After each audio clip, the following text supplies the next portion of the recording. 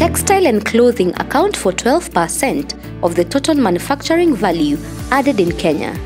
The textile clothing industry expanded steadily between 1960 and 1980 due to increased private sector and government investments and the industry's relative competitiveness in the region. However, it has stagnated in the last decades as a result of inadequate supply of raw materials, increased imports of second-hand clothing, inadequate modernization of equipment and machinery in government-owned enterprises, and failure to increase exports, especially following the collapse of the East African Common Market. This inevitably led to low capacity utilization and rising costs. Fiber, the one we just import from outside, we import from Indonesia, we can buy from also India, we just import from outside. So you import from outside? Yes. So after hapa fiber yenyewe inaenda wapi? Hii fiber, sasa, these are natural products. Tunaweza ziona? Artificial, we can few. We have polyester and viscose. Hii ndio inaitwa polyester. Kuna viscose. Viscose yake ni tofauti. Unaweza kudifferentiate aje? The color and also the softness. Oh, this one is equal. This is dull, this is light. So hii ndio? This one is dull. Polyester? Yes. This is slightly rough, this is smooth. Oh, okay. Therefore, you can see also the length is different. This one is 2.2 the length, and this one is 1.5. The linear will differ because every fiber here is being written, and it's written according to the length. Yes. So kama vile unavyonitazama kwa runinga, kwa kioo cha runinga yako, tumeambiwa we have polyester na viscose, and you see they are very different. This one is a little bit lighter and this one is darker kidogo, and pia length ni dull kidogo, na pia length pia ni tofauti. Naona hii linear yake is very small. Ni kadogo na hii ni karefu. And this is where the process begins ya kutengeneza the fabric, sama pia nguo ambayo wewe najua umevaa, because najua pia Aliman hakukuaga na nguo, alikuwa anakaanga hivyo, na saa zingine anachukua kama ngozi ya ng'ombe anatengeneza ama matawi anatengeneza. So this is where the process begins. After hapa tunaenda wapi? Hapa sasa hii ndio main, kwa sababu kama unataka kara nyingine tofauti, we just mix. We have the types of colors. We have this color here. For example, this is the one we have dyed. This color we have dyed is slightly jungle green. This jungle green, this is if you want to make jungle green fabric, we just dye the white polyester. Yes. So that we change the color. Also viscose we dye, also we change the color. For example, viscose we have dyed there.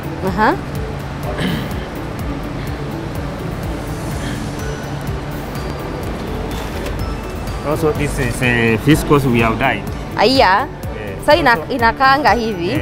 But now the percentage, this one we use at 5%, this one we use 65%. So this one is ndio mzuri. No, this polyester we use according to the ratios. The ratios we use is 65, this one we use at 5%. Okay. So that the quality will be good. Nice. Of the yarn. Okay. Yes. Even the fabric will be heavy according to that one. So after this process, where do we go? Now from here we go to the cutting machine, where now we just make saliva.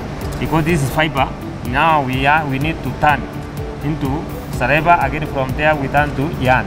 Now from the yarn is where we make what we call the fabric. Yes. Yes. Si tunaweza iona? Sawa sawa. You can go and check. Sawa sawa.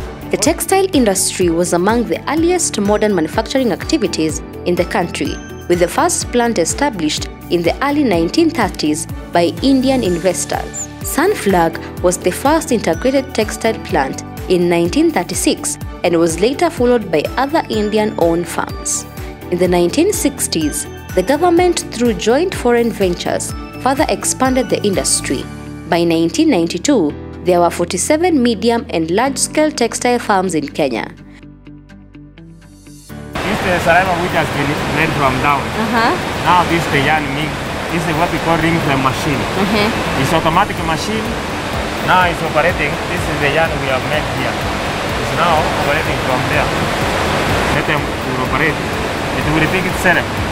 Then now this is the count. If you want the 40 count, we want 30 count, we want the 20 count, those count, all fine counts all we make. Yes. We can make from this machine by setting. Okay. Yeah, but if you want the egg fabric, we make post count.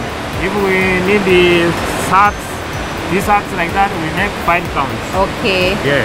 So after pale kwa improve quality sasa inakuja hapa. Kutengeneza yarn. Yeah. Okay. Sasa hii ndio yarn. Ukiangalia, let me show you the one which have been moved there. Okay. Yes. Sasa ikisha si inakaa kitu kubwa sana. Yeah? Ikisha inakaa kitu kikubwa. Yeah, sasa hii ikisha, we also improve also the yarn. We are going to improve because sometimes you find naps are there. You find sometimes iko na slap kidogo. Oh. We have to pass also some machines. Lazima ipitie mashine. Yeah, of the yarn.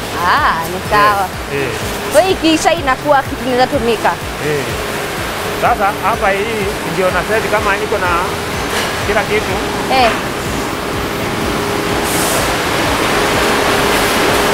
So hapa ndio setting ya hii inafanywa. Sasa kuna setting hapa ya machine. Kama ni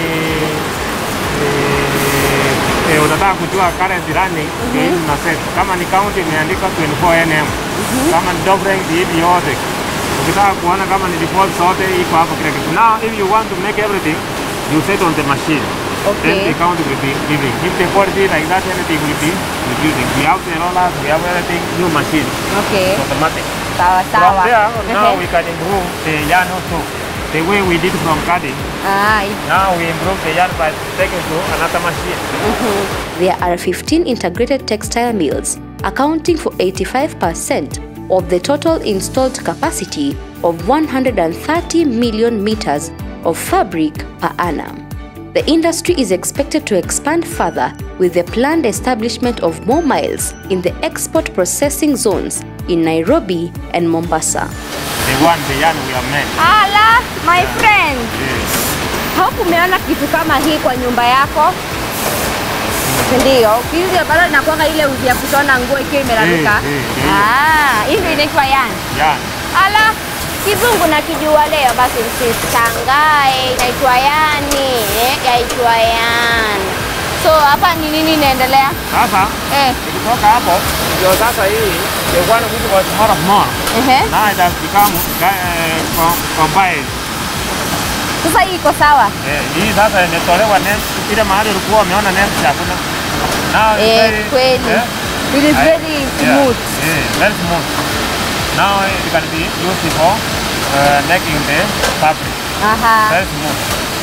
Now everything has been removed, all the impurities have been removed from that machine. Okay. Sasa hii ndio inatoa impurities.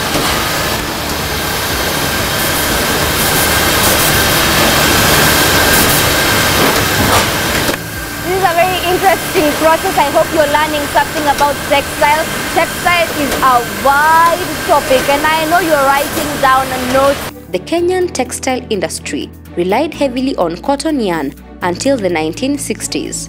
Thereafter, the industry began shifting away from cotton to synthetic materials following a general wide trend. The unreliability and high cost of locally produced low-quality, medium stable cotton and high duties on imported cotton contributed to this shift. An insufficient processing and manufacturing structure, partly attributable to the monopoly power of the government, controlled cotton lints and seed marketing boards, raising cotton prices up to 60% above the world market prices. The quality of this cotton remained poor, partly due to dirty lint and while gaining suffered from poor quality control. The government continued to protect local producers by maintaining high protective tariffs on imported cotton, which further contributed to insufficiency and lack of focus on export markets. By 1992, synthetic materials accounted for 55% of the total textiles produced in Kenya. This led to the establishment of some nylon and polyester extraction based on imported materials. Wool degracing and processing facilities were also expanded. Dyes and chemicals are mainly imported so that the industry had weak linkages with the rest of the economy. Hii ndio tunaita finishing machine. This one is making the fish fabric. Aha.